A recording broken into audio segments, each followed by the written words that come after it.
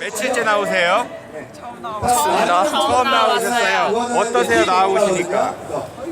생각보다 평화롭네요. 생각보다 평화로워요? 그 사람 많고 생각보다 나이 드신 분들이 많아서 좀 놀랐어요. 지금 학생이세요? 네, 고등학생. 고등학생 몇 학년? 2학년. 고등학교 2학년? 여기 중학생. 아, 중학생? 3학년이 왜 나왔어요?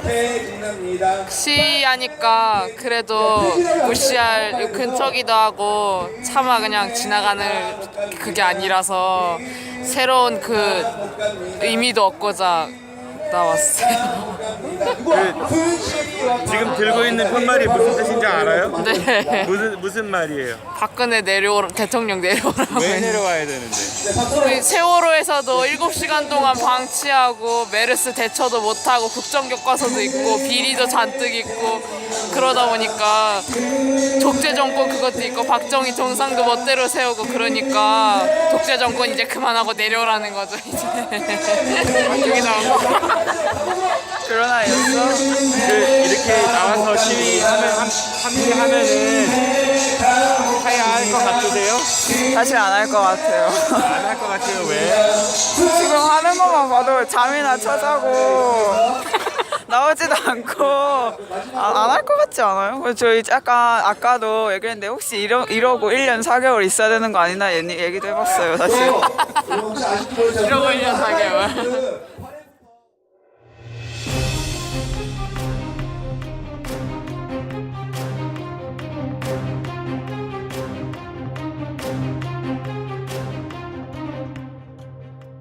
우리 지역의 현안에 대해 낱낱이 파헤쳐 보겠습니다. 요즘 먼 일 이슈.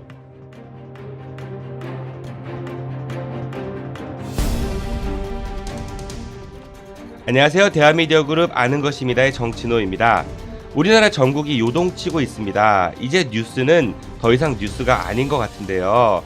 하루 걸러 하루 새로운 충격파들이 연일 쏟아지면서 충격과 허탈을 넘어 이젠 공황 상태가 된 것 같은데요. 하지만 이런 이야기가 있죠. 위기는 곧 기회이다. 슬기로운 대한민국 국민들이만큼 이 위기를 잘 극복할 것이라 믿습니다. 이 위기는 비단 최태민, 최순실, 정윤회, 차은택, 박근혜 대통령만의 문제가 아니라고 생각합니다. 이 위기는 그동안 뿌리 깊게 박혀있던 대한민국의 구조적인 문제들이 일부 사람들에 의해 발현된 것이라고도 할 수 있는데요. 몇 사람 처벌하고 대통령 하야나 탄핵 혹은 이선 후퇴가 중요한 것이 아니라 그동안 솔직하지 못했던 때로는 비굴하고 비겁했던 우리들의 모습을 되돌아보면서 고통스럽지만 이번 기회를 통해 과감한 개혁이 이루어져야 할 것 같습니다. 아는 것입니다에서 생각해 보았습니다. 목이 메입니다. 그쵸? 네. 오늘도 역시 오마이뉴스 장지환 기자님 나오셨는데요. 기자님 안녕하세요. 네, 안녕하세요.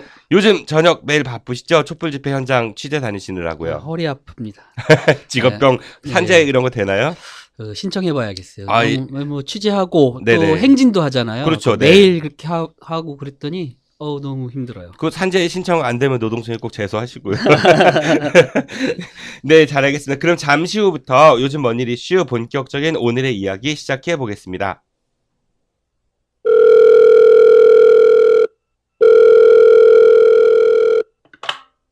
저 혹시 오늘 저녁 약속 있으세요? 어디로 가실 건데요? 뭐 드실 건데요?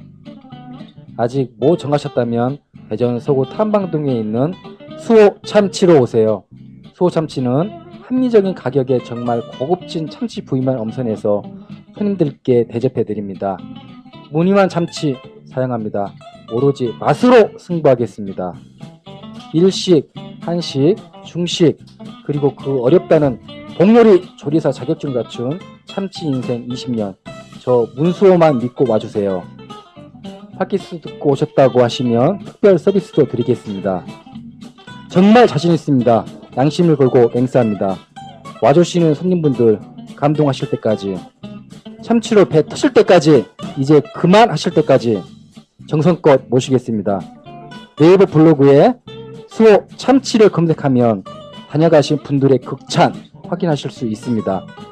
대전의 참치공화국 건설의 그날까지 대전 서구 탐방동 먹적골목에 있는 수호 참치 예약 문의 485-1311 이상 남길 만큼만 남기고 모조리 퍼주겠다는 신념으로 똘똘 뭉친 수호잠치 사장 문수호였습니다. 고맙습니다.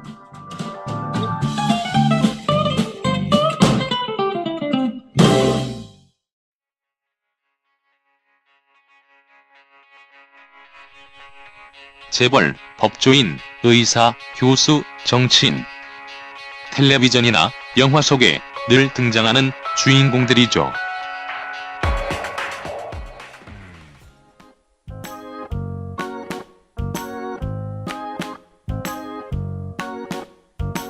이제 진짜 우리 이웃의 이야기가 청취자 여러분들을 찾아갑니다. 아는 것이 힘이다에서 마련한 진짜 우리 이웃 이야기. 나 이런 사람이야.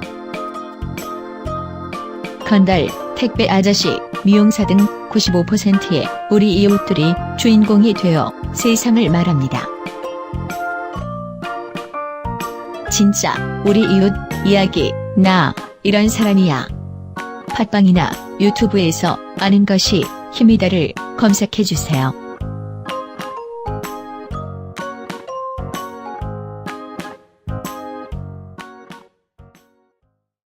지난 2주 동안에도 우리 지역에 참 많은 일들이 있었는데 기자님께서 주요한 이야기 몇 가지만 좀 소개해 주시겠어요? 네. 그 대전 지역에서 몇 가지 특히 우리가 또 원일 이슈에서 다뤘던 그런 사안들이 또 이번에는 좀 좋은 소식으로 좀 들려진 것들이 있어서 좀 네네. 소개해드리고 이제 오늘 이야기를 할까 하는데요. 우리가 대전일보 그 갈등, 노사 갈등 얘기했었잖아요. 네, 그랬었죠? 예. 그런데 와, 그 한 1년 한 반 정도 그 정도 갈등을 빚어왔었는데 노조 설립하고 그 노사 협상이 타결이 됐습니다. 아, 정말 잘 됐네요. 예, 그때 우리 해직 대신 네, 장길문 해고 대신 지부장님? 예, 전 지부장님 나오셔서 얘기해 주셨는데 그 이제 복직도 하게 됐고 아유, 예, 축하드립니다. 서로 고소고발하던 거 이런 네. 것도 다 해결되고 이제 아, 노조도 이제 정상적으로 인정하는 예, 그래서 이제 원만한 아주 이제 정상적인 노사 관계를 유지하기로 이렇게 합의를 했습니다. 아, 좋은 일입니다. 제가 뒤에서 노력 많이 했어요. 네. 그러니까요. 우리가 네. 또 이렇게 방송국 내보내니까 좋은 네네. 일도 있고. 아, 그러니까. 예, 그렇죠. 그리고 또 좋은 일이 있는데 그 상수도 민영화. 네네, 우리가 상수도 민영화. 예, 처음에 다뤘었잖아요. 네. 내가 그 민영화 그 어떻게 막아야 된다고 그 얘기를 많이 했었는데 네네. 그 11월 9일에 권선택 시장이 그 철회했습니다. 아, 정말요? 예. 오, 박수. 박수. 이게 시민들이 나서면 그때 83% 시민들이 반대한다고 그랬었거든요. 네네. 민영화를. 그랬더니 그 시민의 뜻을 받아서 권선택 시장이 철회를 결정했어요. 아유, 시장님 고맙습니다. 이거 박근혜 대통령이 이거 좀 본받아야 될 것 거기는 같다는. 겨우 5%밖에 되지 않았는데. 그거 아세요? 그 문제예요. 그 프랑스의 올랑드 대통령은 4%래요. 우와. 박근혜 대통령이 2등 지금 세계에서. 남았네. 조금. 우리 시민들 분발해야 네. 되겠어요. 네네. 한 가지만 더 알려드릴게요. 네네. 그 을지대학병원이라고 노사 그 갈등을 좀 빚다가 을지대학교 병원에서. 예, 그 병원 노조 설립한 이후로 좀 네네. 어려움을 겪었었는데 최근에 그 파업을 했었어요. 음. 예, 뭐 합법적인 그 파업이었고 그렇지만 그게 16일인가요? 이렇게 길어지면서 네. 뭐 환자들도 불편하고 또 좀 문제가 좀 있었는데 시민들한테도 큰 그 건강적인 문제가 있잖아요. 병원 파업은 특히 심각하죠. 그렇죠. 그렇죠. 네네. 그랬는데 거기도 타결이 됐습니다. 정말요? 예. 오, 좋은 소식이잖아요. 대전이 이게 좋은 것 예, 같은데요. 원만한 노세 관계를 유지하기로 이렇게 했는데 네. 제가 지금 세 가지 소식을 다 좋은 소식이잖아요. 네네. 제가 기자 생활 해본 한 10년, 10여 년 동안 네. 이렇게 짧은 시간에 이렇게 좋은 소식 들린 적이 별로 없었거든요. 이게 아는 것입니다의 좋은 징크스예요. 그런가요? 저희 장 기자님 제가 그것도 말씀드릴게요. 우리 다뤘던 것 중에서 전에 예. 박범계 의원 편에서 네, 그렇죠. 3년 나라 수퍼 사건 맞아요. 배석 판사 얘기했는데 사과하셨어요. 그러니까요. 공개적으로. 그 결과도 잘 되고 박범계 의원도 사과하고 좋은 징크스예요. 아주 좋은데요? 누구 덕이에요? 장 기자님 덕이에요? 제 덕이에요? 아니 그래서 지금 제가 이제 박근혜 대통령 그 해결되게 네. 빨리 네네. 여기서 그 얘기 좀 많이 했으면 좋겠는데 특집 한번 하죠 언제? 요즘 허리 아파요. 알겠습니다. 네. 그 좋은 얘기가 되게 많아가지고 기분이 좋게 출발할 수 있을 것 같아요. 네. 그럼 오늘 다룰 주제는 좋은 얘기로 가야겠죠, 오늘 것도, 그렇죠? 네, 오늘은 대전 학생 인권 조례 제정 논란에 대해서 이야기를 해보도록 할 건데요. 오늘 이야기에 도움 주실 분을 모셨습니다. 대전 충남 인권연대 이상재 사무국장님 나오셨습니다. 국장님 안녕하세요. 네, 안녕하세요. 네, 대전 충남 인권연대 네, 간단히 소개를 좀 부탁드려도 될까요? 네, 저희 단체는 2012년 3월 22일 날 장립식을 가지고 출범한 시민단체 치고는 좀 그 연배가 좀 짧은 신생단체 쪽에 속합니다. 따끈따끈한 네. 연배는 네. 무슨 연령이 3살, 4살 뭐 네. 네. 한 뭐 4년 6개월 좀 넘었고요.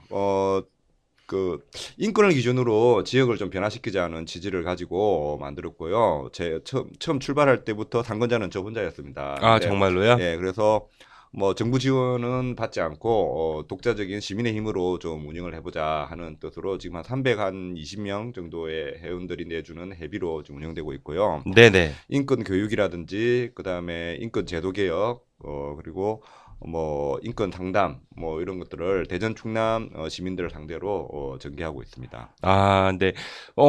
청취자분들 많은 관심을 좀 가져주셔야 될 것 같아요. 인권이 누구도 부정할 수 없는 보편적인 절대적 가치인데, 그쵸? 근데 이런 단체가 우리 지역에 있다라는 말은 우리 지역뿐만 아니라 뭐 우리나라에도 있고 전 세계에도 있지만은 그 보편적이고 절대적인 가치인 인권이 사회에서 잘 지켜지고 있지 않다는 거에 대한 반증이라고도 볼 수 있을 것 같은데요. 뭐 꼭 뭐 그렇게도 설명할 수 있겠지만 또 그렇게도 볼 수 없는 게 뭐냐면 지역에 보면 뭐 이른바 이제 전국적으로 보면 참여라는 이름을 단 단체들은 대부분의 뭐 광역권 단체라든지 조금 큰 지역에서는 다 있거든요. 그리고 환경 단체도 다 찾아볼 수 있어요. 근데 지역으로 가면 인권 단체는 정말 찾아보기 힘들어요. 제가 어떤 전화도 받아봤냐면 경남에 있는 신문사에서 CCTV 관련해서 조언을 구한다고 신문사에서 전화가 왔더라고요. 네. 경남에 있는 신문사에서 대전에 있는 저한테 그래서 실컷 이제 대답을 해주고 나서 궁금해가지고 아니 그쪽에 있는 시민단체에다 물어보면 되지 왜 대전에 있는 저한테까지 전화를 하셨냐 했더니만 인권단체는 경남에 없대요. 목소리만 들으면 경남분, 예, 경남센터인데 전화한 걸로. 그러니까요. 그걸 알고 전화하셨나? 그래서 실제로 찾아보니까 부산 경남에 그런 거에 대해서 전문적으로 다루고 있는 시민단체가 없더라고요. 없고 그래서 사실은 뭐 있고 없고를 떠나가지고 지역 차원에서 인권의 관점으로 시민운동을 하는 단체가 상당히 적은 게 사실이고요. 네네. 그래서 물론 이제 부분적으로 하는 데가 있습니다. 여성 인권이라든지 뭐 아니면 장애인 인권이라든지 그런 부분이 있는데 저희 단체처럼 인권 교육이라든지 인권 전반의 제도 개혁이라든지 이런 데 대해서 목소리를 내는 단체는 좀 부족한 게 사실이었거든요. 네. 그러면은 뭐 대전 충남자 떼버리시고 그냥 뭐 전국단위예요? 대한인권연대 뭐. 뭐 그렇게도 하고 싶은데 또 그 정도로 커버할 만한 또 힘은 안 되니까. 네. 사실은 제가 대전 충남이긴 한데 이 단체 만들자마자 충남에 인권 조례 생기고 막 이렇게 충남도 안희정 지사님이 인권 제도 개혁을 좀 많이 하셔가지고 충남 왔다 갔다 하느라 힘들었거든요. 그래서 왔다 갔다 하면서 제가 들은 생각이 이것만 한 고비만 넘기면 충남을 떼버릴까 하는 그런 생각도. 단체 이름에. 그런 얘기 하시면 안 돼요. 그 나중에 화살로 돌아요. 충남 분들이 이제. 아니 이제 떼기 전에 충남에 만들어야죠. 그렇죠. 충남에도 이런 단체가 생기면 좋은 거죠. 예. 네, 알겠습니다. 네. 자, 우리 이상재 그 사무국장님 충남을 사랑하시죠? 네, 아이고 사랑합니다. 네네. 네, 이상재 사무국장님하고 함께 오늘의 이야기 그러면 시작해 보도록 하겠습니다. 네. 우선 장재환 기자님께서 학생 인권 조례에 대해서 좀 간단히 소개해 주시겠어요? 네, 뭐 학생의 인권이 학교 교육 과정에서 실현될 수 있도록 함으로써 학생의 존엄과 가치 및 자유와 권리를 보장하기 위해 제정된 대한민국 각 교육청들의 조례다. 뭐 이렇게 이제 소개를 할 수 있는데 네네. 뭐 여기에 좋은 얘기 다 들어가 있죠. 그렇죠. 학생의 존엄, 가치, 자유와 권리 보장 뭐 이런 것들이죠. 2010년에 그 경기도 교육청 거기 그때 김상곤 교육감이죠. 네네. 예, 우리 이제 교육감 중에서는 진보적 성향을 가진 교육감은 거의 최초였는데 무상급식을 도입한 그렇죠. 예. 분이죠. 네네. 네, 거기서 이제 처음으로 이제 학생 인권 조례를 만들면서 전국적으로 이런 인권 조례가 필요하고 학생들의 인권을 위해서 이런 그 조항들을 만들어야겠다 이런 그 흐름이 있었고요. 네. 그 뒤로 광주교육청이 2011년에 만들었고 서울교육청은 2012년, 전북교육청이 2013년 이렇게 만들어서 제정이 되었습니다. 그 사실 이렇게 보면 뭐 전국적으로 금세 이제 확산될 그런 상황이었죠. 그래서 큰 무리가 없을 거라고 생각했고 또 지금 2010년대를 지나가면서 우리 사회가 뭐 인권에 대한 그런 그 인식도 많이 높아졌고 시민들의 수준도 높아졌기 때문에 학교 현장에서 학생들에 대한 그 인권을 충분히 보장해야 된다. 이런 국민들의 의식은 충분히 있었다고 봐요. 그런데 그래서 조례를 만들려고 다른 데도 했는데 이제 대전에서 이제 문제가 되면서 이게 이제 큰 논란이 일고 실제로 이제 그게 이제 막힌 거죠. 못하게 되는 그런 상황이죠. 학생이면은 사회적 약자에 들어갈 수 있으니까 그렇죠. 그러니까 우리가 좀 보호해줄 필요가 있을 것 같은데 그러면 인권조례가 학생 인권조례가 나쁜 것 같지는 않은데 왜 그거를 반대한다고 이렇게 할까요? 일단은 전체적인 사회적 분위기와 좀 상관이 있다고 생각합니다. 사회적 분위기. 네, 일단은 경기도라든지 뭐 앞서 장 기자님 말씀하신 전북, 서울이라든지 이런 경우에서도 처음 만들 때 반대가 없었던 건 아니거든요. 뭐 어떤 이유로 반대를 해요, 근데? 예를 들면 가장 흔한 프레임이 학생 인권을 보장하면 교권이 추락한다는 프레임을 가지고 학생 인권이 네. 보장되면 교권이 추락한다. 네, 그리고 이제 부수적으로는 일부 이제 개신교 단체라든지 이런 데서 얘기하는 학생 인권을 조례를 있는 조항을 그대로 하면 동성애가 조장이 되고 어떤 거요? 차별 금지 조항 중에 동성애? 차별 금지 조항의 여러 가지 항목 그러니까 중에 성적 취향 때문에 차별하면 안 된다. 네. 이렇게 하면 그걸 반대로 해석해서 그렇게 되면 차별하지 않으면 동성애를 할 수도 있지 않느냐. 뭐 이렇게 나오고 그러면은 동성애를 조장하는 거냐? 그러면 학교에 동성애자가 넘쳐난다. 뭐 이렇게 얘기하는 거예요. 근데 진짜 사실은 그건 말이 안 되거든요. 아니, 동성애를 자기가 차별하지 않는다고 내가 동성애를 안 했는데 갑자기 동성애를 하는 게 말이나 됩니까? 그건 좀 그러네요, 그렇죠? 네. 네. 그런데 사실 그걸 믿어요. 그리고 그러니까 그것 때문에 막 나서고 그래요. 그러니까 동성애에 대한 차별은 그러니까 예를 들어서 A라는 사람이 동성애자야. 근데 넌 동성애자니까 나빠하고 죄악시하고 막 이런 걸 하지 말고 그냥 인정해주자. 네, 차별하지 마. 그렇죠. 이런 건데 네. 그거를 차별하지 말자라고 하면은 너도 나도 동성애가 될 수 있다. 확산될 수 있다. 이런 그러니까요. 논리인 거죠. 네, 그렇죠. 너무 비약적인 뭐, 거죠. 뭐 비슷한 논리로 그런 게 있습니다. 미혼모 학생들도 한부모 가정. 아니죠. 미혼모. 미혼모. 네네. 그러니까 10대 아이들인데도 10대 여학생인데도 아이를 가진 경우가 있죠. 그 그렇죠. 아이들도 학습권을 보장하자라는 조항이 있어요. 저 예전에 네. 한 6개월 동안 봉사 갔었어요. 홀트 미혼모. 네. 그렇죠, 청소년들에 그렇죠. 저도. 그런데 이제 한국의 현실은 지금 그런 학생들이 학교를 다닐 수 없는 형편이거든요. 근데 이제 복지가 발달한 북유럽이라든지 이런 데 보면 적극적으로 보장을 해주고 있습니다. 근데 그런 게 되면 이제 여학생들의 뭐 출산 이런 것이 늘어나가지고 난리가 난다. 조장하는 거냐? 근데 그 조례의 제정의 의미는 뭐냐면 설령 뭐 한 10만 명 중에 한두 명이 그렇더라고 해도 그 아이가 학습을 받고자 하면 거기에서도 학습권을 갖다 보장해야 된다는 논리거든요. 장애인들 차별하지 말아야 된다라는 얘기는 그럼 다들 장애인이 되라고 조장한다는 건 똑같은 얘기인 거네. 제 말이 그래요. 이게 상식적으로 말이 되냐는 거예요. 아이고. 그래 그때 생각이 나요. 저도 말씀하시니까 홀트에 제가 6개월 동안 영어 가르쳐주러 갔었거든요. 학생 근데 15세, 16세 뭐 이런 친구들이 이제 아이 출산 직전이거나 출산 직후였는데 공부를 안 하고 있더라고요. 못 하고 있고. 그래서 이제 검정고시 같은 거 봐라. 그런 취지에서 좀 공부를 봐준 적은 있는데 면학 분위기 조성이 좀 잘 안 돼요. 지원도 없는 것 같고. 네. 아니 그러니까 이거를 좀 자세히 조목조목 우리가 좀 볼 필요가 있어요. 네. 여기 이제 학생 인권 조례에 들어있는 내용들을 보면 처벌받지 않을 권리. 처벌받지 않을 너무 권리. 인간적으로 당연한 거 아닙니까? 내가 처벌받지 않을 권리가 있을 수 궁금한 있죠. 게 있어요. 예. 잘못하면 처벌받아야 되는 거 아닙니까?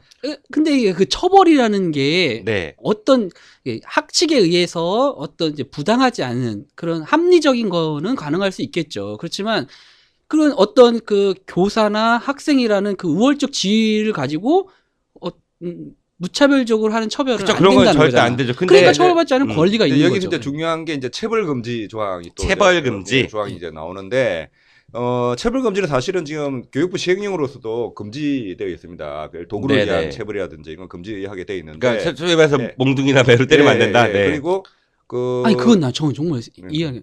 부모도 때리면 안 되잖아요. 그렇죠. 부모도 자기 애를 잘못 때리면 아동학대로 잡혀가는 시대예요. 근데 그렇죠. 학교에서 선생님이 부모의 동의를 받지 않고 특히나 아이를 때리면 안 된다고 얘기하면 이게 문제라고 얘기하는 그 생각 자체를 좀 들릴 수 잠깐만요. 없다는 거예요. 우리가 체벌이라고 말씀하셨으니까 처벌과 체벌을 일단 생각을 해볼게요. 네. 처벌은 잘못했으면 처벌 받을 수 있다라고 저는 생각이 들고 체벌 같은 경우에 아까 말씀하신 도구라든지 뭐 폭행 이런 것들은 안 된다 치더라도 네. 체벌의 종류에는 뭐 그러한 뭐 물리적인 거를 해서 고통을 가하는 것도 있지만 반성문을 쓴다든지 예를 들어서 그런 것도 체벌의 범죄에 들어갈 수 있잖아요. 그렇죠. 예. 그런데 지금 문제되고 있는 거는 이제 그 체벌이 문제되어 있고 지금 이제 학생인권 조례가 제정되고 있는 지역에서는 체벌은 당연히 이제 없는 거고 안 되는 거고 상벌점제도 학생들의 요구에 의해서 이건 좀 개혁하자, 다른 방식으로 좀 바꾸자 이런 얘기도 나오고 있거든요. 상벌점제도 이제 학교 현장에서 아이들이 실제로 조사해 보면 상벌점제가 너무 부당하다는 얘기가 많아요. 사실은 차라리 때려라 이런 얘기도 있어요. 아이고 슬프다. 왜냐하면 그걸 가지고 선생님들이 조금 이제 그 권력화한다 일종의. 그렇죠. 하고 그러니까 저 아이들 입장에서 차라리 약간 맞을 때는 그냥 맞고 끝났는데 이게 계속 남아 있잖아요. 간당간당하고 네네네. 뭐 한 학기에 뭐 벌점 몇 점이면 뭐 어떻게 되고 하는 게 있으니까 상당히 이제 프레스를 받는 거죠. 그리고 이제 다 그런 건 아니지만 선생님들이 상벌점제에 대해서 이게 정말 평등하냐 이게 대해서 그 아이들 갖다 정말 한 반에 30명을 갖다 평등하게 상벌점제 주냐 그에 대해서 아이들이 불만이 많은 것 같아요. 그 상벌점 제도가 객관적으로 누구나 수용할 수 있을 그 납득할 수 있는 거면 괜찮은데 선생님들의 주관성 때문에 편차가 생길 수도 있고 그런 것 때문에 좀 문제가 있으니까 개혁을 하자 이런 얘기인 거죠. 그렇죠. 예. 아니, 뭐 그건 이제 아주 지엽적인 건데 어쨌든 이제 체벌이라고 할 수 있는 이런 것들이 그 교사는 그래도 된다라는 인식을 없애야 된다는 거예요. 그거 동의합니다. 근데 그걸 왜 동의를 못 하는 거예요? 이런 조항이 들어가면 안 된다는 식의 그 이야기를 하는 사람들을 이해할 수가 없다는 거예요. 조례에 그런 걸 좀 당연히 들어가야죠. 당연히 들어가야죠. 그러니까 체벌하면 안 된다는데 단 어떤 경우에는 이게 이런 게 좀 있으면은 좀 반발이 적지 않을까요? 그렇게 해서 그 대부분의 그 지금 대부분이 아니고 제정된 조례에는 학생들의 의무도 넣고 있어요. 학생들이 이제 기본적으로 갖춰야 될 의무 조항을 갖다가 넣고 있기 때문에 그건 그대로 하면 될 것 같고요. 그러니까 만약에 그 의무를 지키지 않은 경우에는 뭐 처벌 내지는 체벌이 가능한 건가요? 그러니까 체벌은 절대 안 되고요. 체벌은 절대 안 되고. 그러니까 체벌이라면 때리고 이런 건 안 된다 이거고. 네네. 그러니까 뭐냐면 체벌을 금지를 했을 때 일부 교사분들이 이런 얘기를 해요. 그럼 체벌이 없어지면 애들을 어떻게 통제해요? 이런 대답을 하거든요. 근데 가장 흔한 질문일 수 있을 것 같아요. 근데 한번 생각해 보세요. 어른들이 무슨 직장에서 부하 직원이 잘 통제가 안 된다고 해서 때리나요? 그렇지 않잖아요. 잘리죠. 아니 이게 통제가 안 되고 그러면 직장 상사가 부하 직원을 때리고 그러잖아요. 그렇지는 않죠. 네. 근데 유독 학교에서는 만약에 통제가 꼭 그렇게 100% 돼야 되는지도 좀 의문이긴 한데 안 된다는 이유로 체벌을 꺼내는 것 자체는 정말 정근대적인 가장 쉬운 방법 중에 하나일 것 같기는 해요. 군대는 어떻습니까? 군대 지금 말 안 된다고 때려도 되나요? 안 되죠. 안 되잖아요. 심지어 군대도 안 되는데 학교는 돼요? 그럼 말 안 들으면 어떻게 해야 돼? 그러니까 누가요? 학생이 예를 들어서 그러면 거기에 맞는 교칙이 있고 또 그 학교를 보낸 부모님이 책임이 져야 되는 부분이 있고 여러 가지 그런 룰이 있는 거죠. 그러니까 근데 가령 그거를 예를 들어가지고 폭력으로 해결해서는 폭력은 안 된다는 된다고 100% 공감. 그게 아니라 오늘 우리 반대파가 없어 제가 좀 악역을 좀 할게요. 네네. 근데 예를 들어 잘못을 했어. 근데 이제 이 학생 때문에 다른 학생들이 피해를 보는 경우들이 있어요. 예를 들어 가지고 뭐 수업 시간에 이상한 소리 삑삑 한다든지 아니면 분위기 흐리고 아니면 선생님한테 못되게 굴고 근데 그런 친구들은 폭행 안 돼. 그리고 당연히 안 돼요. 뭐 처벌 안 되고 체벌 안 돼. 그럼 그 학생은 어떻게 쫓아내요? 아니 지금 현행 제도를 할 수 있는 게 많습니다. 네네. 예를 들어서 어떤 게 있죠? 반성문을 쓸 수도 있게. 반성문 쓴다고 반성돼요. 근데 솔직히. 근데 뭐 어쨌든 반성문을 쓰게 한다든지 아니면 독서 감상문을 쓰게 한다든지 이게 그런 것 자체가 일종의 그 페널티로서 작용을 하는 경우도 있고요. 안 쓰면 반성문도 안 쓰고 독서 감상문도 안 쓰면 정유라처럼 이렇게 예를 들면 학교에서 지금 제대로 정착이 안 돼서 그런데 상담 심리 교사가 다 배치되어 있는데 그분들이 다 지금 신분이 불안정한 비정규직 계약직이라서 그렇긴 한데 대부분의 외국 같은 경우는 그런 경우에는 이 아이가 아프다고 보고 치료하는 개념으로 접근을 하지 이걸 갖다가 짓눌러서 어떻게든 두드려 패든지 아니면 뭐 눌러가지고 마이크 누르지 마세요. 눌러가지고 하는 개념은 사실은 아주 정근대적이라는 것들이죠. 그리고 도저히 안 되면 일단은 좀 약간 격리하거나 말씀한 대로 격리해서 치료를 하거나 또 그런 사람들끼리 할 수 있는 그런 다른 활동을 통해서 만약에 내가 도저히 영어 시간에 알아들을 수가 없어요. 그래서 좀 딴짓 하는데 그거를 넌 다른 사람한테 피해를 주면 안 되니까 어떤 걸 무작정 있어야 된다. 그거 안 되잖아요. 그러면 이 사람은 상담을 통해서 부모님과의 상의를 통해서 그 사람에 맞는 적절한 교육을 보내는 것 이런 것들을 해서 아이들을 교육을 해야지 다수가 지금 공부를 해야 되는데 네가 떠들고 네가 관심 없고 그러면 안 되니까 이 사람들을 위해서 체벌을 간다거나 또 폭력을 가한다거나 이렇게 가서는 안 된다는 거예요. 물론 우리 클 때는 그렇게 했어요. 우리 그 어른 세대들이 그렇게 할 때는 정말 그렇게 했어요. 근데 그걸 경험했잖아요. 그리고 그게 별로 중요하지 않다는 거. 그때 공부한 거 그게 엄청난 인생이 중요한 거 아니라는 것도 경험도 했잖아요. 그러면 지금의 아이들한테는 좀 더 그런 더 좋은 세상을 줘야 되는 거 아니에요. 그래서 이런 제도 그리고 이 조례가 딱 만들어진 그 순간부터 절대 그런 일이 없다. 이런 것도 아니잖아요. 이런 조례를 만들어 놓고 점점 우리가 그런 기준 삼아서 이렇게 그쵸, 변화해 나가려는. 근데 이게 너무 당연한 것들을 처음부터 이제 막기 시작하면 이제 문제가 된다는 거죠. 100% 공감하는데 이런 게 있는 것 같아요. 제가 또 말씀하시는 거 들어보니까 국장님 말씀도 100% 공감. 아, 그래, 맞아요. 아이들 그러면은 기다려줘야 되고 우리가 그쵸? 그리고 도와줘야 되고 사실은 체벌보다는 함께 우리 사회 공동체 구성원이니까. 그런데 그렇게 하려면은 소위 말해 아까 뭐 비정규직 얘기도 하셨지만 예산 지원도 많이 필요하고 학교에 좀 더 많은 그런 시스템적인 문제들이 그러한 지원들이 있어야 될 것 같은데 그게 부족한 상황에서는 이게 그 말처럼 잘 되지 않지 않을까. 네, 그런 현장의 목소리도 있는 것 같아요. 네, 저는 100% 공감하고요.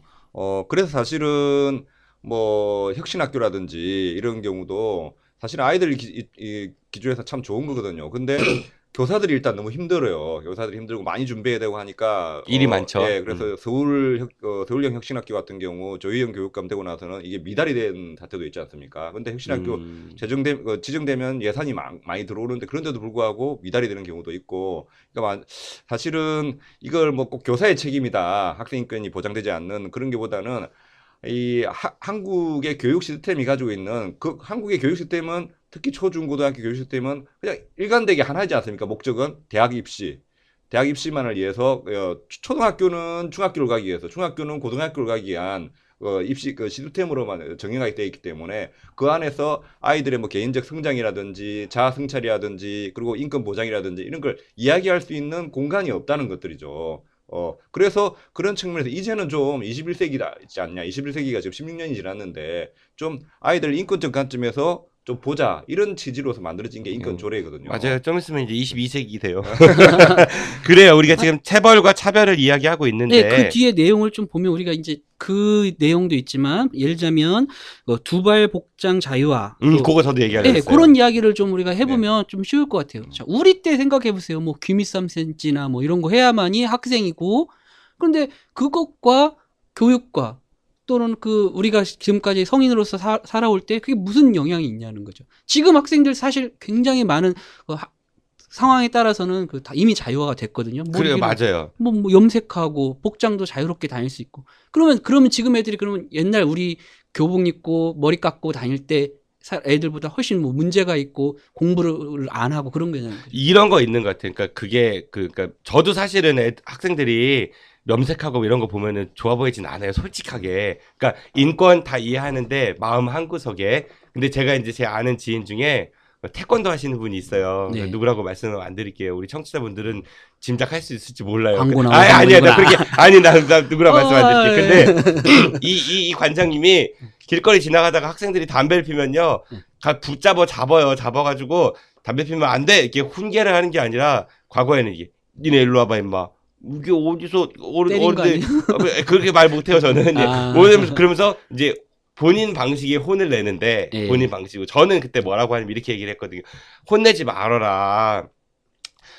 그 관장님한테 아이들이 혼났다고 해서 애들이 잘못을 뉘우치고 담배 안 필 것 같냐? 아니다. 그냥 안 보이는 데서 피겠지 또. 그럼 관장님의 목적은 저 아이를 담배를 못 피게 하는 게 목적이냐, 아니면 내가 보기에 꼴보기 싫어가지고 그렇죠. 그래서 내 눈에 안 보이게 하는 거냐. 그 근본적인 처방이 아니니까 그렇게 해서는 안 된다라는 말씀을 드렸던 적이 있는 것 같아요. 뭐 비슷한 얘기인 것 같거든요. 두발이나 어른 보기 좋은 거지. 그러니까. 그게 학생들한테 어떤 영향이 있느냐는 거예요. 그러니까 우리가 그게 커왔으니까. 머리를 깎아놓으면 공부를 더 네. 열심히 하나요? 두발 복장이 아이들의 성장과 아이들의 학습에 영향을 준다는 그 근거는 전 세계 어느 학문에도 어느 뭐 발표도 된 게 없는 그냥 미신이고 그리고 뭐 학교 안에 아이들이 학교 밖으로 나갔을 때 그 구별해서 단속을 쉽게 하기 위한 제가 볼 때는 그런 차원에서 된 뭐 거거든요. 일제 영향이라고 네. 잔재라고도 하고요. 한국의 네. 교육은 일제 영향이 좀 크니까 일제 강점기 영향이 크니까요. 그런데 지금도 사실은 두발 복장뿐만이 아니고 아이들은 머리에서 발끝까지 통제를 당하고 있거든요. 저 올 초에 이른 봄이었는데 저희 우리 딸이 중학교 2학년이거든요. 학교 가려고 하는데 그 이른 봄이라서 좀 그 복장이 좀 애매했어요. 그런데 그날은 좀 추운 날이라서 이 스타킹 있죠, 이걸 신으라고 했는데 그래서 안 신다는 거예요. 좀 건강한 편이거든요. 열도 많고 그래서 네네. 안 신다는 거에서 오늘 꼭 신고 가야 된다고. 근데 억지로 이제 신으라고 방으로 들여보냈는데 나중에 막 신경질을 내면서 나오는 거예요. 엄마 이거 안 돼 이러는 거예요. 왜 했더니만 우리 학교는 무채색의 양말하고 이 스타킹만 되지 유채색, 빨간색, 뭐 노란색, 파란색 안 된다는 거예요. 그래서 그런 거를 양말을 신고 오다가는 걸린다는 거죠.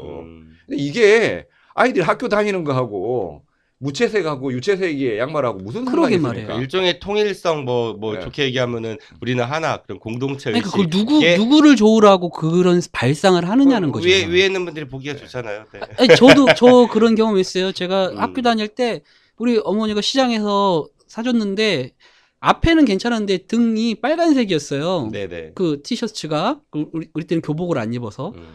근데 이제 저도 그 빨간색을 입기가 좀 남자로서 좀 내 색깔이 아닌가 이런 생각 듣지만 뭐 저희가 뭐 옷도 없는데 사줬는데 새 옷을 입고 나갔더니 우리 선생님이 담임 선생님이 빨간색 옷 입고 온 사람 누구야? 빨간색 입으면 안 돼. 왜 안 됩니까? 우리 빨갱이. 그러니까 그런 식이라는 거죠. 그냥 그 사람의 그냥 관념인 거잖아. 물론 좀 옛날이고 저도 옛날 사람이니까 뭐 그럴 수도 그 시대가 그랬다 칠 수 있지만 그건 잘못된 거잖아요. 그렇죠. 근데 그거를 지금도 선생님들의 그냥 관점으로 야 그런 색깔 너무 진한 거나 이런 거면 안 돼. 이게 무슨 우리나라에 그럴 수가 권한이 어디 있는 거야? 그러니까 지금 뭐 다 아시겠지만 한국 교육의 여러 가지 문제 중에 교사들의 업무가 너무 많거든요. 업무가 너무 많아요. 일단은 뭐 아이들 가르쳐야 되는 업무 외에 수업 예, 있고, 교육청에서 공문 내려올 처리. 공문 처리가 네. 너무 많고 학부모 그런데 상담. 그렇게 얘기하면서도 아이들 단속 업무까지도 그렇게 자기들이 만들어 가지고 하는데 이유를 못 두고, 색깔까지. 예, 색깔까지 단속하는 양말 색깔까지. 경기도의 모 혁신학교에 계신 제 지인한테 이런 얘기를 하니까 저한테 그러더라고요.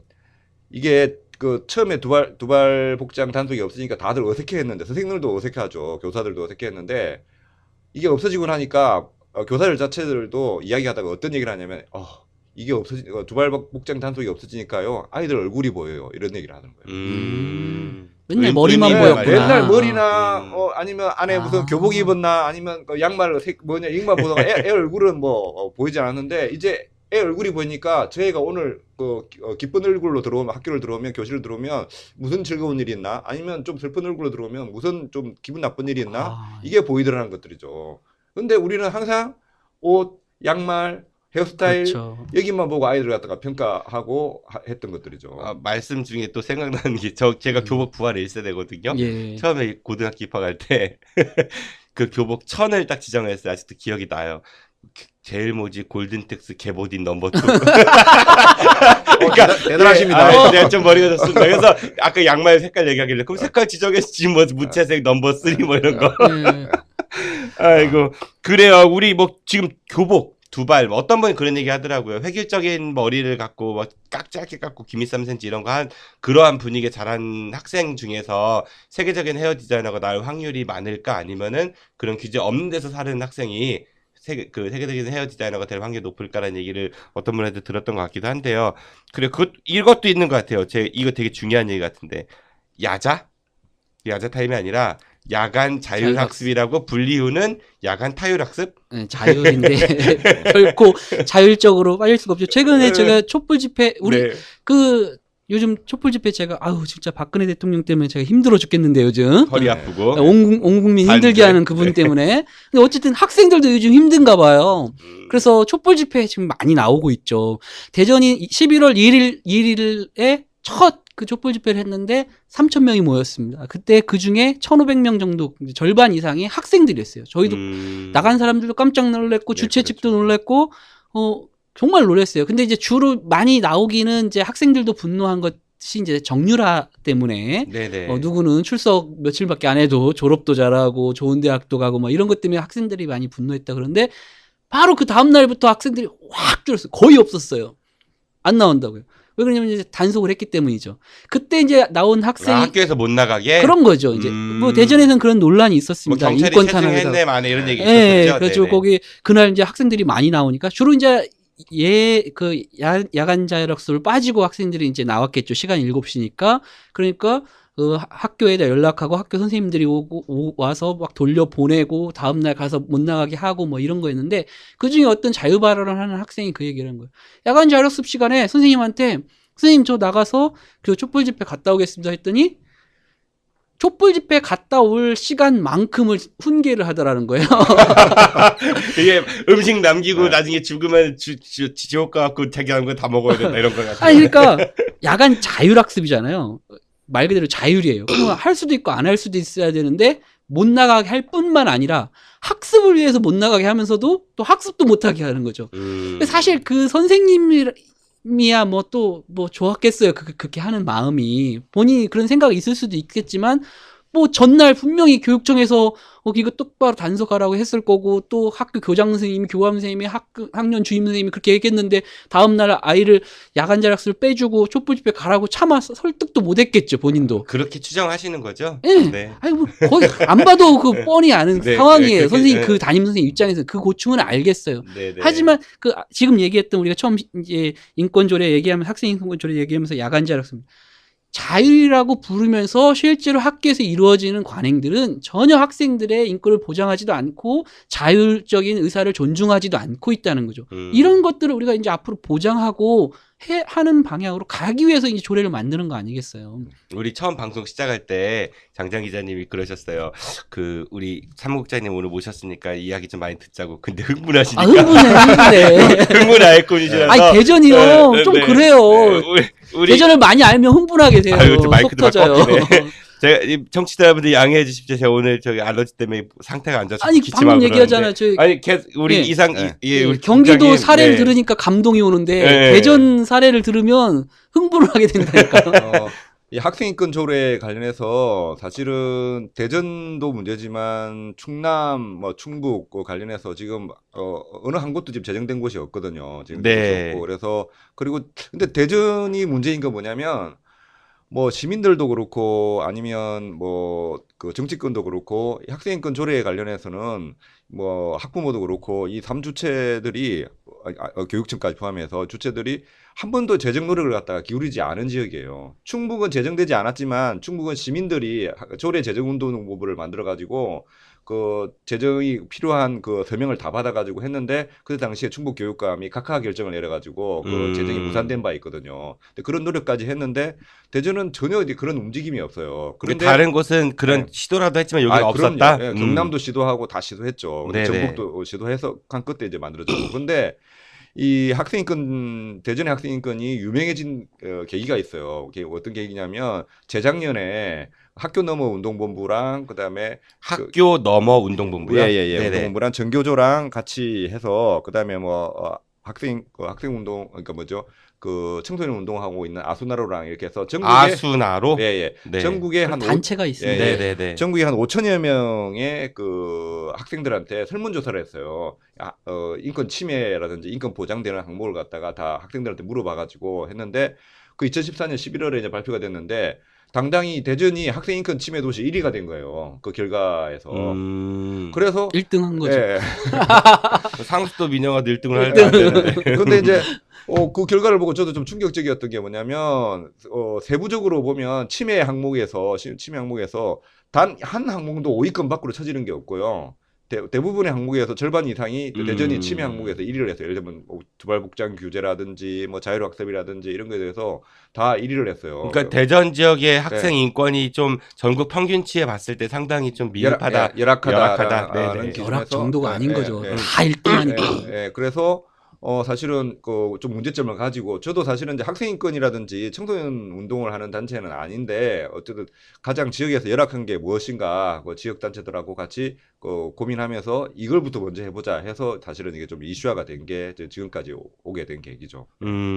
그래요. 그러면은 우리 뭐 지금 현재 교육감 선거는 직선제죠. 주민들이 투표를 해갖고 지방선거 때 뽑는데 이 대전의 이제 학생인권 조례에 관련해가지고 대전의 교육감은 어떠한 입장들이었는지가 좀 궁금하거든요.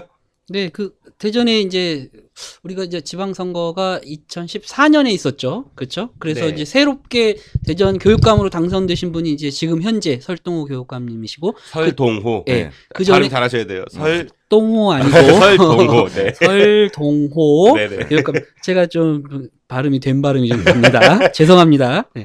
그 전에는 이제 김신호 교육감님이 3선을 하셨죠. 예. 김신호 교육감 예, 3선. 네, 그 뒤로 그렇죠. 뭐 교육부 차관도 하신, 그리고 출마도 했었죠. 출마로 네, 국회의원 네. 출마도 하시던 출마. 그분이 네, 네. 했는데, 그 굳이 분류하자면 김신호 교육감은 이제 좀 이제 보수적인 면이 있으셔가지고 네네. 그 이명박 정부 그 교육 정책을 거의 100% 따라했죠. 그렇죠, 예. 그렇죠. 그리고 뭐- 우리나라 최고의 보수적 네. 아이콘으로, 보수 네네. 교육감 아이콘으로 거의 등극하셨던. 네. 차관까지 하시고 또. 예, 그렇죠? 예. 네. 초등학교 무상급식도 제일 마지막까지 예. 남아서 거부를 하시고. 거부하시고. 그러다 보니까 아까 그 설문조사처럼 그 최악의 학생인권 침해 최악의 도시가 아마 됐지 않았나 이제 이런 네네. 생각도 드는데, 어쨌든 그러고 나서 2014년 이제 지방선거 돼서 새롭게 이제 처음으로 도전하는 이제 선거 그 교육감 후보들이 나왔어요. 당시에 이제 전국적으로 이제 진보 교육감들, 지금 보시면 알겠지만 진보 교육감이 17개 시도 중에 13 많죠. 예, 네. 그렇게 많고, 충남도 진보 교육감. 예, 네, 그런 분위기였었거든요. 근데 이제 대전에서도 진보교육감이라고 이제 스스로 얘기하셨던 최한성 후보와 한승동 후보가 이제 두 분이 나서셨고, 그 다음에 이제 지금 현재 교육감이 설동호 후보, 또 기타 후보들도 있었는데, 발음이 거슬려요. 예, 네. 아니, 저는 그래요, 발음이. 네네. 그랬는데 이제 그 당시에 최한성 후보하고 한승동 후보는 학생 인권 조례에 대해서 제정을 찬성하는 그런 입장이었고, 네. 설동호 후보는 특별히 응답을 하지 않았습니다. 입장을 안 바뀌었다? 네. 네. 그리고 이제 평가는, 이분이 그래도 조금 합리적이신 분이니까 뭐 굳이 반대한다고 안 하는 거 보면 그래도 잘 되지 않을까, 뭐 이런 기대도 좀 있었죠. 네. 예. 그래서 이제 그 다음에 이제 대전시의회에서 그 박병철 시의원이 네. 이거 이제 조례를 이제 발의하게 됐고, 학생 인권 조례를. 예, 네네. 그래서 그 과정에서 뭐 여기 이상재 국장님 오셨지만 그런 인권 단체나 다른 단체하고 협의해가지고 조례를 잘 만들어서 이제 발의를 하게 되는데, 그때 이제 교육감이 반대의 입장을 나타내신 거죠. 내동 얘기가 없다가. 네, 설동 교육감이. 근데 대전 전교조 측의 입장에 따르면 그때 공약에는 없었는데 그 재정을 막 할 거냐 각 후보들한테 물어봤을 때 설동호 교육감도 한다고 했대요. 여러 가지 상황을 살펴서 하겠다고. 그래서 지금 사실은 전교조 측에서 설동호 교육감을 비판하는 주요 근거가 되고 있죠. 그 질문에 답한 게. 예. 근데 지금 상황은 그때 그 대답은 전혀 이제 뭐 없었던 게 되고 완전 이제 반대 입장으로 돌아섰죠. 제가 이 논란이 있을 때 그 취재 과정에 그 교육감님하고 통화를 직접 한 기억이 있어요. 네네. 근데 어떤 거였냐면, 이분이 이제 아까 말씀하신 대로 공식적인 입장에는 찬반을 얘기하지 않으셨고, 또 이제 비공식적인 그런 간담회 자리에서는 거의 이제 찬성의 입장을 얘기하셨고, 이런 상황이어서 내심 이제 뭐 크게 반대하지는 않겠느냐. 다른 데서도 많이 했고 그랬으니까 이런 상황이었는데, 그 대전에서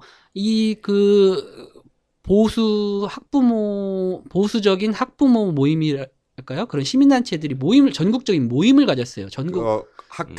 학교 살리기 전국 학부모 연합이라고 아. 공교육 살리기 전국 학부모 아, 연합 공교육- 전학년 무슨 연합. 예, 뭐, 전학년, 뭐 전학년. 연합처럼. 예, 네. 그런데 3월 그런 모임을 그 유성에서 어떤 호텔에서 그런 모임을 하는데 서울교육감이 가서 축사를 하신 거예요. 네네. 그래서 이게 논란이 있었습니다. 그게 적절하냐.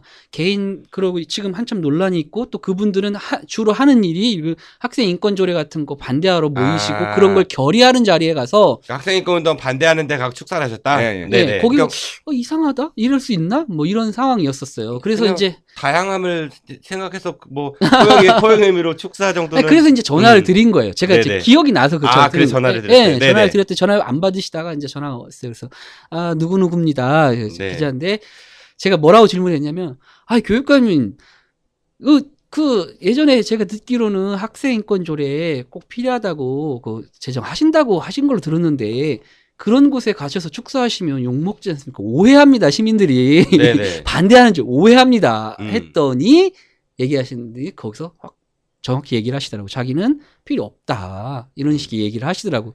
지금 현행 뭐 형법 같은 걸로도 충분히 할 수 있고 그 이렇게 얘기. 그래서 좀 놀랬어요. 그래서 이분이 이렇게 확고하게 언제부터 인권 조례에 반대를 했었나? 선거 과정에서는 그러면 시민을 속인 거 아닌가? 좀 이런 생각이 좀 들었거든요. 말이 좀 바뀐 거네요. 말이 정반대로 그렇죠. 바뀐 저는 거네요. 완전히 바뀐 걸로 느끼는 거죠. 일단 뭐 일련의 과정을 거치면서 자기를 지지해주는 그 사람들의 확고한 지지를 하긴 하면서부터 저는 바뀌었다고 생각하고요. 아까 이제 장재환 기자님이 얘기하셨던 그 전학년 그게 왜 참석한 게 왜 문제가 됐냐면 그분들이 만들어서 그 보도자료까지 내가지고 제가 안 거거든요. 보도자료 낸 게 뭐냐면 보도자료에 설동호 교육감이 와서 축사하는 장면도 사진도 좀 같이 내서 했던 건데 네네. 단체도 만들기 전에 워크숍 하는데 와가지고 축사를 했던 거고 그다음에 보도자료 내용을 보면 전교조 반대 그다음에 학생인권 조례 반대 이게 이 단체의 창립 취지예요. 그런 자리에 와서 만들어지지도 않은 단체 와서 워크숍에서 축사를 갖다가 한 거죠.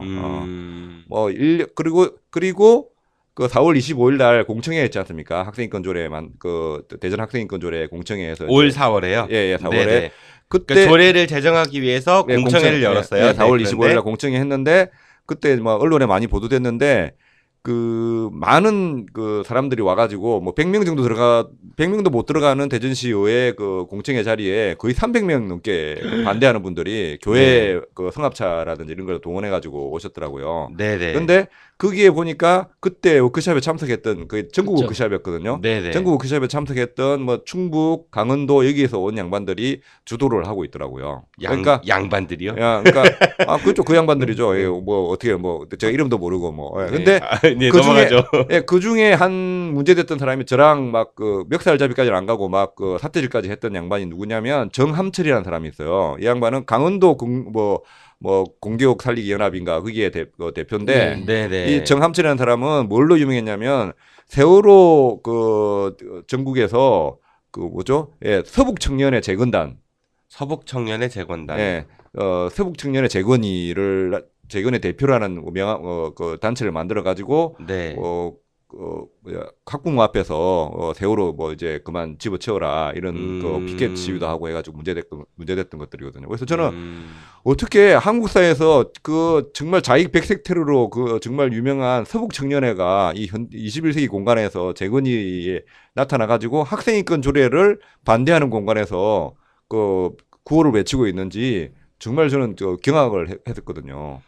근데 그분 그날 저도 그 명함도 받고 했는데 아니 그런 분들이 주도하는 데 가서 워크숍에 가서 아니 단체가 만들어지고 사람들이 많은 곳에 가서 이렇게 축사를 하시는 것도 아니고 몇몇 대표들이 지금 단체를 만드는데 어떤 목적으로 하는지도 뻔히 아는 곳에 가서 교육감님이 가셔서 축사를 하시고 이렇게 하시는 거 엄밀히 따지면 결탁이잖아요. 이게 그러니까 4월 달에 공직에 계시니까 아무래도. 예, 그렇게 하시면 안 되죠. 만약에 아유 지금 대통령이 그런 뭐 특정 세력 자기 지지한다고 따로 가서 그런 거 그렇게 하시면 안 되잖아요. 근데 지금 현재 공직에 계신 분이 그렇게 하시면 안 된다는 건데 그거를 문제를 삼는 것 중에 하나가 그런 분들이 바로 이렇게 이제 공천을 무산시키고 이렇게 하는 상황이 오니까 300명 넘게 와서 공천을 엄청났습니다. 그때 저도 있었는데 네. 막 고함치고 욕하고 또 하는 말 자체가 도저히 뭐 학생의 인권이 어딨어 뭐 이런 거 아니 그런 말을 어떻게 할 수 있냐고요.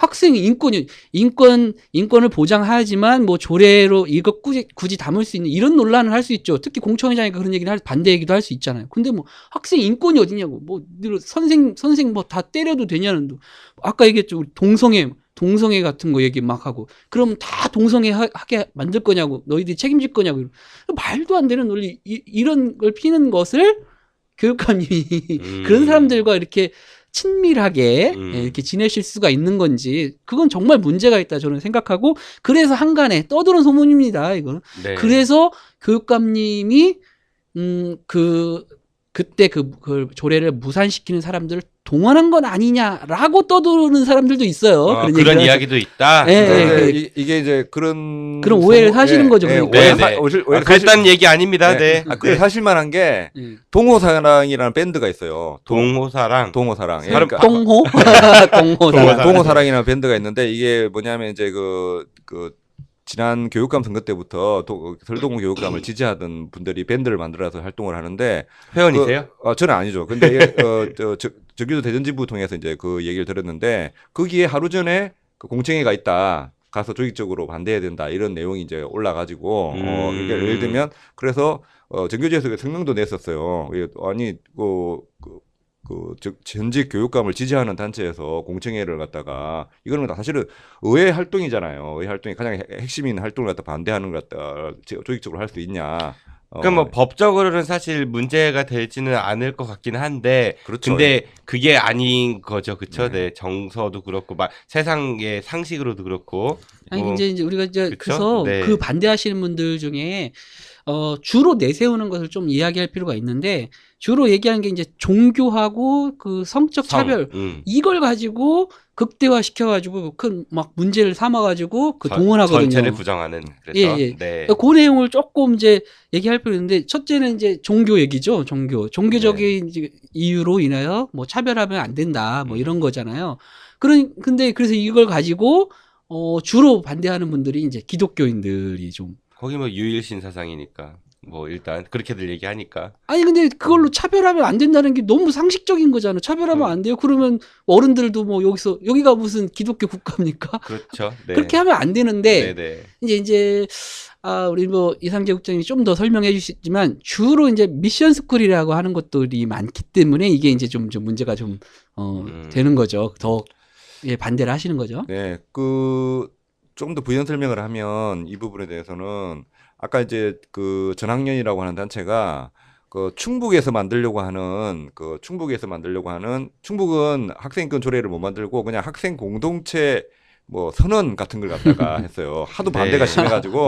심해가지고 그래서 교육감님이 아주 그냥 진보적인 교육감님인데 불구하고 도저히 뭐 너무 힘들다 해서 공동체 선언 이런 걸 만드는데 거기도 한 500여 명이 선언 만드는 공청회장에 공청회가 아니고 무슨 타운홀 미팅 같은 하는 장에 500명이 난입을 해가지고 그때 우리 대전에 왔던 사람들 중에 또 그쪽에 간 분들이 있어요. 아까 뭐 정암철인데 뭐 그런 양반들이 가서 또 완전 난장판을 피웠죠. 전문 시위꾼이네요. 네, 그래서 전국 이 양반들은 자기들이 단체 만든 그 지지에 맞게 활동을 하는 거죠, 사실은. 근데 그러면서 나온 유인물이 있어요. 그걸 제가 본 게 있는데 종교의 자유 그렇게 주장하려면 종교 미션 스쿨에다가 학생 선발권도 다오. 이런 대목도 있어요. 그렇게 니네들이 하려면 우리에게 학생 선발권도 다오. 뭐 이렇게 얘기를 갖다 이게 사실은 박정희 정부 때 이제 없어진 거잖아요. 이제 예산이나 이런 것 적극적으로 지원을 하면서 이제 학생들은 나라에서 뽑아서 니네 배정하는 걸로 바뀌었는데 60년대로 돌아가서 자기들의 이제 목소리를 다오 이렇게 이야기를. 근데 그 목소리를 갖다 그대로 주장하고 싶으면 예산도 그럼 니네들이 다 해라. 그러니까 지금 말씀하신 거 듣다가 어떤 생각이 드냐면은 사실 뭐 기독교 단체에서 대학이나 학교들 많이 설립을 했잖아요. 네. 근데 취지가 그냥 그러니까 기독교로 얘기하면 하나님의 그 불쌍한 백성들에게 어떤 복음을 전파하고자 원래 취지가 뭐 그런 거 아니겠어요? 학교를 설립하는 게. 그렇죠. 근데 그거랑 너무 동떨어지게 지금 뭐 종교가 어떤 애 선발을 해야 되네, 돈을 지원해야 되네 이런 얘기들까지 오니까 그게 하나님이 원하시는 뭐 부분은 아닐 것 같아요. 저는 참고로 기독교는 아닌데요, 종교가. 뭐 네. 불교학교도 마찬가지일 테고. 그분들의 구호가 지나치게 선정적이고 지나치게 좀 논리 비약적인 근거 중에 하나는 뭐냐면 그분들이 낸 자료 보면 이 학생인권 조례 이게 이대로 제정이 되면 이슬람교가 범람한다. 저는 뭐 종교도 없기 때문에 우리나라는 종교의 자유가 있기 때문에 이슬람교가 뭐 범람을 하고 말고 크게 신경 쓰고 싶지 않지만 아니 종교의 자유 보장한다고 해서 이슬람교가 갑자기 한국에서 범람할 리도 없거니와 학생인권 조례 만든다고 해서 이렇게 그렇게까지 예를 들면 공포심을 조장을 해서 교인들에게 불러 모으는 역할을 하는 것들이죠. 이건 일종의 선동 정치인 예, 셈이네요. 그러니까요. 그렇죠? 네. 아무런 근거도 없고 무슨 이게 없는 주장을 갖다가 하는데 그게 또 먹혀 들어갑니다. 그렇죠. 가장 쉽고 짧게 이야기해서 대중에게 메시지를 전달하는 게 가장 훌륭한 메신저 역할이기도 하니까. 네. 네, 그런 것을 그 기독교인들이 카톡을 통해서 막 전파를 해요. 그 자세한 내용을 모르고 이거 통과되면 뭐 학교마다 이슬람이 침투해서 이슬람 그 교도들이 늘어나게 된다. 막 이렇게 하면은 순수한 사람들은 딱 듣고 이거 왜 이렇게 나쁜 걸 하지? 이 취지 자체는 알지도 못하면서 말이 안 되는데 그렇게 해서 막 동원해서 나와요. 그날 저도 본 게 뭐냐면 어떤 목사 결국은 반대를 시켰거든요. 못하게 무산시키고 나서 이제 가려고 하니까 대학생 정도로 보이는 한 7, 8명이 한 곳으로 모여요. 그래서 목사님이라고 부르는 사람한테 이제 뭐라고 지시를 받는 거죠. 이제 이렇게 이제 니네 잘했고 수고했고 이제 니네 돌아가라 뭐 이런 얘기를 듣는 그런 상황이었거든요. 전 너무 좀 깝깝했어요. 쟤들이 정말 뭔 내용인지 알고 와서 저랬나. 그런 방식으로 선동을 해서 이걸 무산시키는 거죠. 사실 300명이 와서 그걸 무산시켰지만 그 중에 절반 이상이 다 다른 곳에서 이렇게 하러 다니던 사람들이었고 또 절반 이상은 그렇게 내용도 모르고 막 와서 이렇게 한 사람들, 그런 기독교인들 이런 분들이 대부분이었거든요. 안타깝게도 이걸 지지하는 사람이 더 많다고 생각하는데 그런 사람들은 뭐 적극적으로 나서지 못했지만 이렇게 지금 이제 그래서 못하고 있는 거거든요. 또 하나 좀 얘기할 게 있어요. 그게 이제 동성애 성적인 거잖아요. 거기에서 제일 많이 나오던 구호가 그거거든요. 동성애 애들 막 다 동성애자 만들려고 한다. 이거 만든다고 동성애가 된다는 게 정말 이해가 안 돼요. 이런 사회적 관점이 필요할 것 같아요. 다양성에 대한 인정. 그러니까 인권의 기본 출발이 그런 게 아닐까 싶기도 하고. 그러니까 저는 동성애자는 아닙니다만 동성애가 나쁘다 좋다의 문제는 아닌 것 같아요. 그러니까 이거는 옳고 그름의 문제가 아니라 다양함의 문제인 거지. 당연하죠. 마찬가지로 조금 전에 이야기했던 종교, 이슬람교 같은 경우도 저 이슬람교도는 아닌데 그게 좋다 나쁘다의 문제는 아닌 것 같아요. 하나의 그냥 종교일 뿐인 거지. 아니 그렇죠? 어떤 특정 종교의 어떤 선입견을 집어넣은, 그러니까 다시 말해가지고 이슬람 하면은 왠지 테러가 연상되고 동성애 하면 이제 에이즈가 연상되는 그러한 사회적으로 이러한 선입견들을 만들어낸 우리 사회의 문화나 어떤 그런 사람들의 인식 자체부터 하나씩 개선돼야 되지 않을까, 그게 출발이 돼야 되지 않을까 싶은 생각이 듭니다.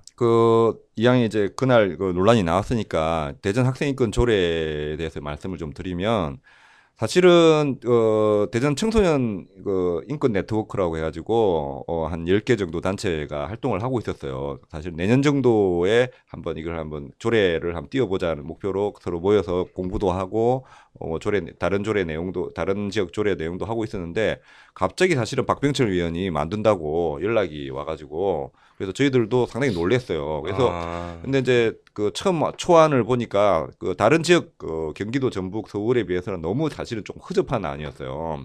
허접해서 사실은 보충안을 저희가 계속 박 의원님 서운하게 이상재 국장님 기준에 봤을 때 아니 저희 단체 인권 네트워크 관점에서 발전해서 계속 보충안을 갖다가 얘기를 의견을 드렸어요. 이거 이렇게 해야 된다 이렇게 해야 된다 했는데 별로 그렇게 반영이 안 되고, 사실은 그때 공청회 때 나온 안도 사실은 냉정하게 얘기하면 저희 저나 아니면 저희 청소년 인권 네트워크 관점에서도 반대를 해야 되는 입장이었어요.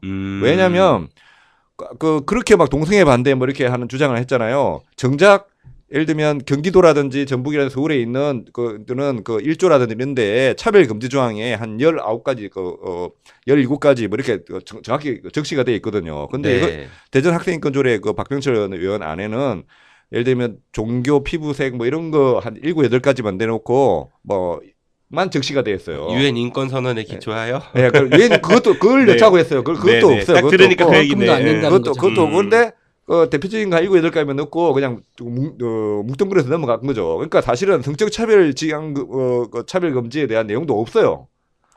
없고. 그래서 뭐 문제될 만한 거는 사실은 다 없애버려서 구체적인 걸. 그래서 구체적으로 따져보면 그때 오신 분들이 반대하는 게 니네들 왜 반대하는 거니? 우리가 좀 묻고 싶은 좀 황당한 게 벌어지는데도 그냥 곧죽어도 뭐 하는 거예요. 곧죽어도. 그러니까 인권연대 입장에서는 A라는 개혁안을 내고 싶은데 시의회 의원께서는 A보다 많이 후퇴된 안을 가지고 오셨고 그거 갖고라도 만들어 보려고 공청회를 하는데 그 보수 단체들이 와갖고 그 좀 공청회 그러니까 장악해서 무산시켰다. 사실은 그런 얘기를 하는 게 공청회 자리잖아요. 그렇죠. 저희들이 네. 이제 예를 들면 여기는 좀 미흡하다 이야기를 하고 아니면 그쪽에서는 또 그런 얘기를 또 하고 하는 게 그런 게 공청회 자리여야 되는데 사실은 전혀 비이성적인 내용이 없는 걸 가지고 토론 얘기를 했던 자체를 거죠. 못하게 예, 예. 하니까 그래요. 토론을 하자니까 못하게 하니까 그게 이제 문제인 거죠. 그리고 말도 안 되고 상식적으로 납득이 안 되는 이제 것을 말이 안 통하는 거죠. 예 그것도 타 지역에서 막 와서 음. 그렇게 해버리니까 이게 뭐 정상적인 추진이 될 수가 없는 거죠.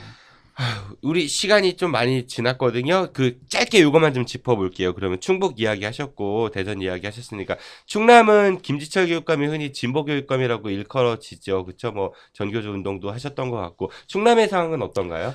충남은 제가 사실은 거기 조금 그 자문을 좀 해주고 있는 입장이라서 그런데 충남은 내년 재정 목표로 하고 있는데 거기도 이제 학생인권 조례가 아니고 뭐 예를 들면 그 학교 공동체 조례 뭐 이렇게 해가지고 조례 안에 학생인권, 그다음에 교사인권, 그다음에 학부모인권, 학부모가 왜 들어가는지 좀 이해가 잘 안 되는데 어쨌든 삼주체, 중요한 주체니까. 예, 삼주체의 네. 권리가 다 들어가 있어요. 그 안에 들어가 있는데 이제 그렇게 될 수밖에 없었던 이유는 뭐냐면 이게 이제 강원도 조례를 가져왔거든요. 강원도도 엄청나게 치열하게 그 대전에 난리법석 피웠던 그 이상으로 한 끝에 이렇게 통과가 됐는데 강원도도 반대 진영이 워낙 그렇게 하다 보니까 학생인권 조례만 하면 이게 힘든 거예요. 그러니까 그냥 3주체 다 집어넣어가지고 이렇게 한 거죠. 예, 근데 충남의 경우는 그러니까 그 내년 정도의 재정을 네. 목표로 해갖고 네. 학생, 학부모, 교사 인권을 같이 통할한 예, 예. 그런 거를 목표로 추진하고 있다. 네네네. 그 정도로 이해를 하면 될 것 같아요.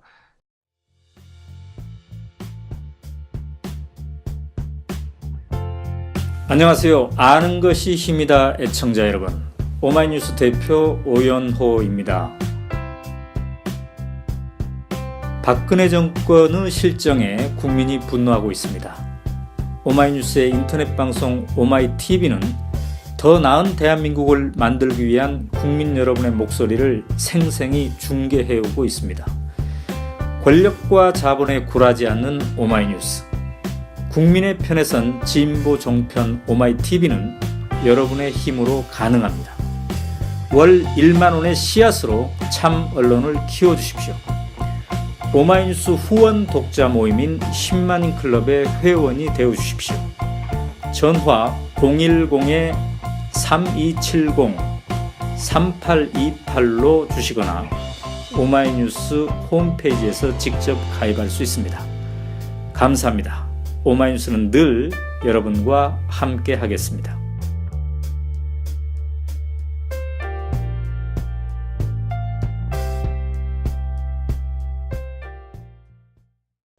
이제 마칠 시간인데요. 국장님 오늘 오셨는데 어떠셨어요? 좀 만족하세요?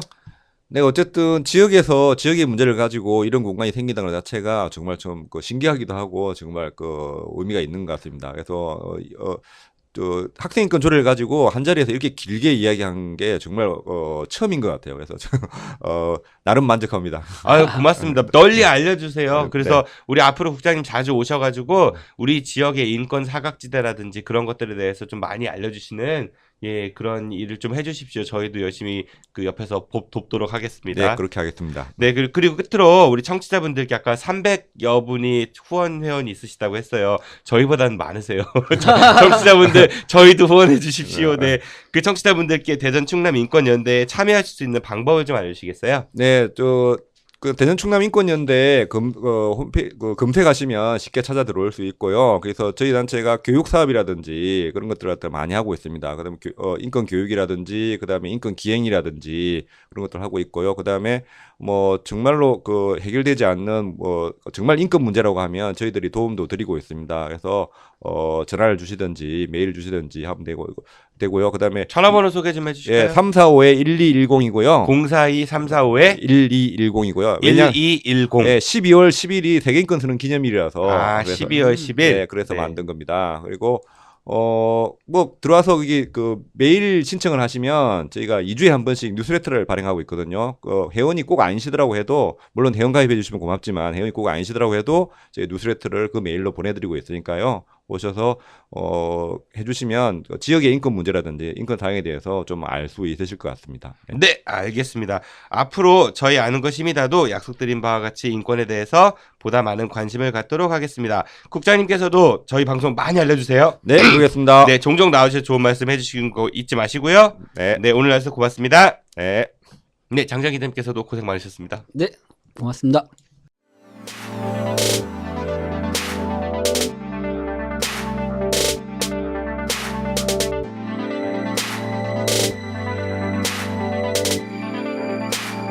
사랑의 매라는 말이 있죠. 다 너 잘되라는 의미에서 때리는 거라고. 그런데 이 사랑이란 놈 있잖아요. 이 사랑. 한쪽에서만 사랑하면은 그건 사랑이 아니죠. 사랑은 주는 쪽이나 받는 쪽이나 양쪽의 공감대가 있을 때 비로소 사랑이 이루어지는 것입니다. 아무리 내가 사랑해서 상대방을 때린다 해도 상대방이 그걸 사랑으로 느끼지 못한다면 그건 사랑이 아니라 폭력이겠죠. 지금까지 진행의 정진호였습니다. 다음 시간까지 안녕히 계십시오.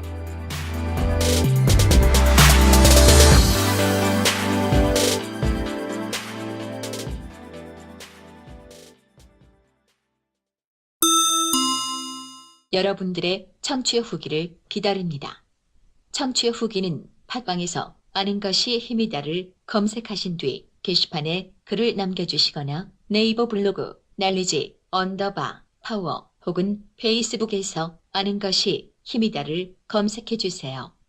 방송 사연이나 제보, 출연 신청도 가능하며 여러분들의 많은 참여 기다리고 있습니다.